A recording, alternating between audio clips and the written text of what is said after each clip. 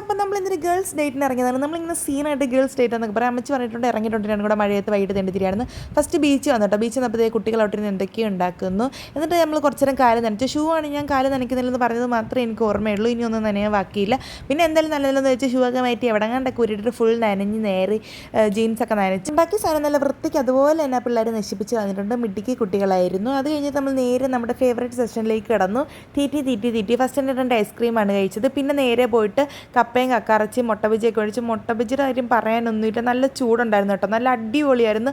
ആ ചട്നി കൂട്ടി കഴിക്കാനായിട്ട് ഇപ്പോൾ എനിക്ക് ആലോചിക്കുമ്പോൾ ഇപ്പോഴും കഴിക്കാൻ തോന്നുന്നു. പിന്നെ കപ്പയും കക്കറച്ചിലേക്ക് വരികയാണെങ്കിൽ കുറച്ച് തണുത്തായിരുന്നു എങ്കിലും കൊള്ളായിരുന്നു. നമ്മൾ ഫുൾ കഴിച്ചു. പിന്നെ കാപ്പി മേടിച്ചു. കാപ്പിയിൽ അതൊരു പരിപാടി ഇല്ലല്ലോ. പിന്നെ വീട്ടിലേക്ക് തിരിച്ചു പോകാൻ വേണ്ടി അത് ഒരുങ്ങുകയാണ്. ലിപ്സ്റ്റിക്കൊക്കെ ഇട്ട് നമ്മളങ്ങനെ വേറൊരു ബസ് കയറിയിട്ട് നമുക്ക് നമ്മളെ കഞ്ഞിപ്പാടം ബസ് കിട്ടില്ല. പക്ഷേ അത് നമ്മൾ നോക്കിയപ്പോൾ ആ ബസ് ഫ്രണ്ടേ ഓണി ചേട്ടന്മാരെ ചേസ് ചെയ്ത് പിടിച്ച് നമുക്ക് ബസ് തന്നു. ലാസ്റ്റ് ബസ്സിൽ ആരും ഉണ്ടായിരുന്നില്ല. നമ്മൾ നേരെ അപ്പോൾ വീട്ടിലേക്ക് ടാറ്റാ.